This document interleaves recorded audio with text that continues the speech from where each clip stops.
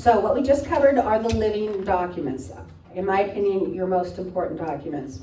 The third, we're going to talk about, go right to a will. So the third reason you want to have an estate plan is that you want to have a plan in place with a clear roadmap for what happens when you die.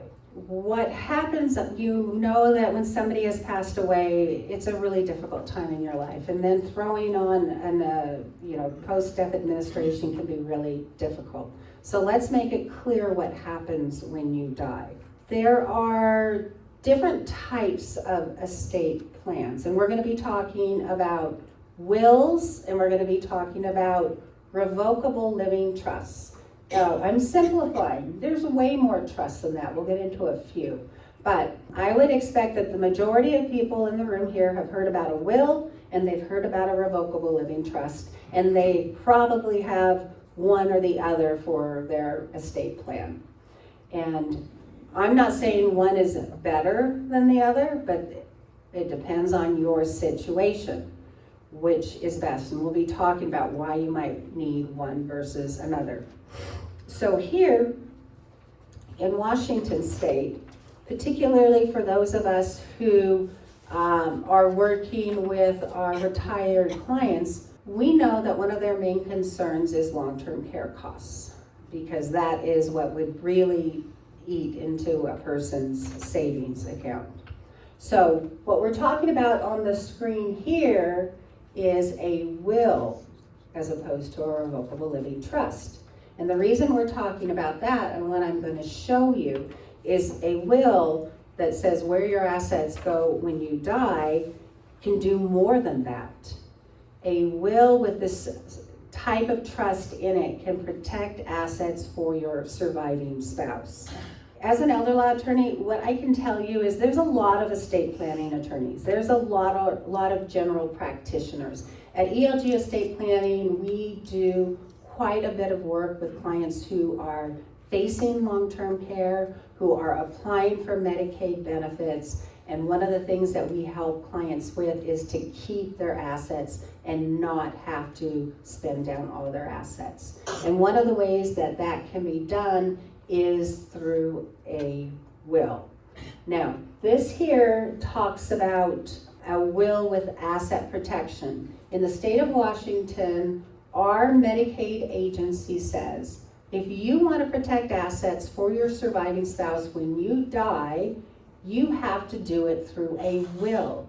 You cannot protect assets for your spouse when you die if you have a revocable living trust. And you might say, well, that just sounds weird. Why is that? Because that's what our law is. There's no real good reason for it other than that's what our state Medicaid agency says. So, yes? You mentioned protection for your spouse. If your spouse has already passed, will this protect for any of your survivors?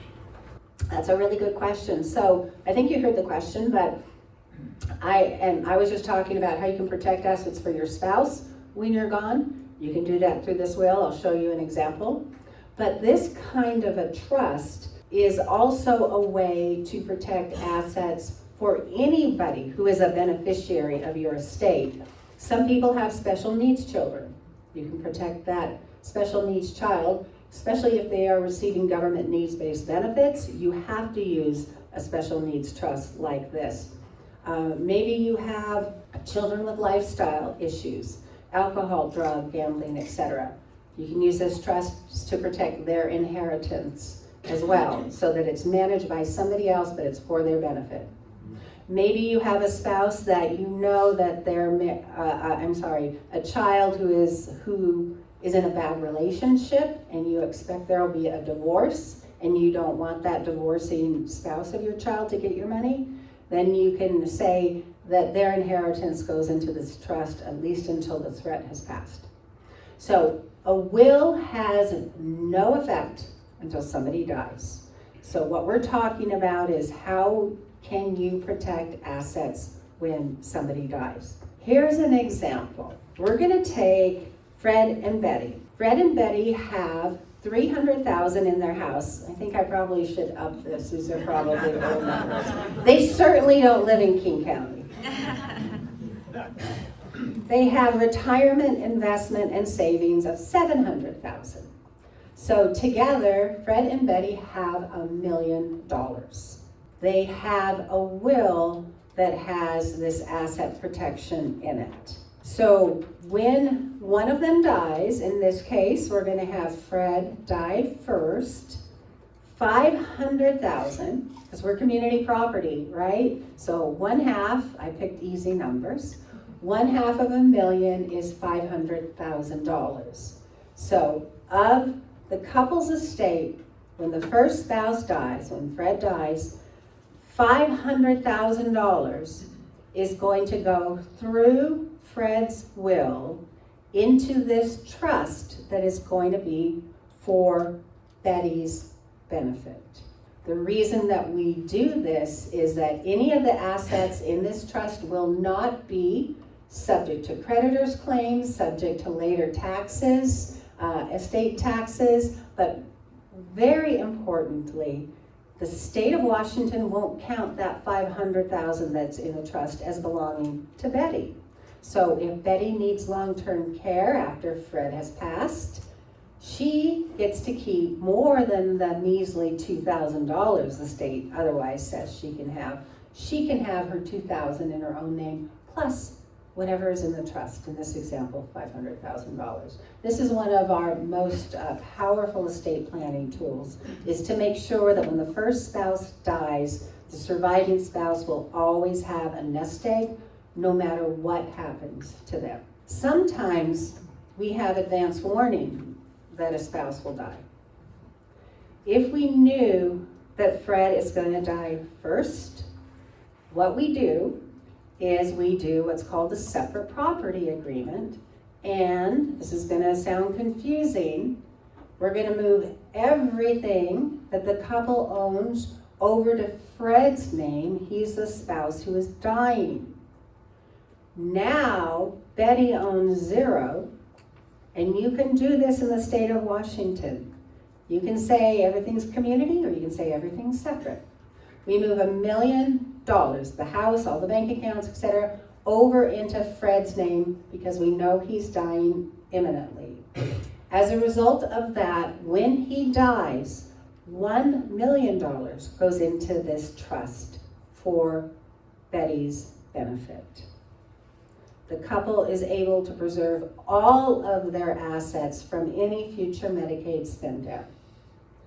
And the assets will go wherever the couple said they will go when Betty passes. This trust is for her. All the money in this trust is for her. She just can't be her own trustee. Yes? How soon should that happen when you know it, before he passes? Right. So how soon should you move all the assets into the name of the dying spouse? That's a great question, because we don't have a crystal ball. We don't know exactly when somebody's going to die. As long as it's done before the moment of death, it's effective.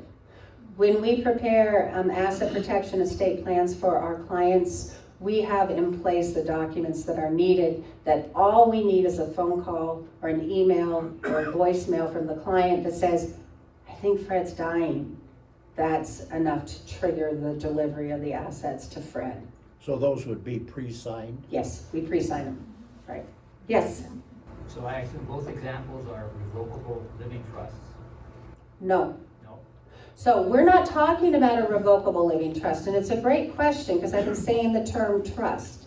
So in order to use this strategy, the couple, while they're both alive, need to have the wills in place. And when you have a will in place, it doesn't have any effect until somebody dies. The trigger is one of them is dying. And when somebody dies and their will contains within it a trust, it'll be what's called a testamentary trust. It's an irrevocable trust. It is contained in the will, and it is not created until death and until the probate of this estate happens. So there's no trust until there is a death. The opportunity to protect the money like this is only when somebody has died. So testamentary trust means one created by a will. It is an irrevocable trust.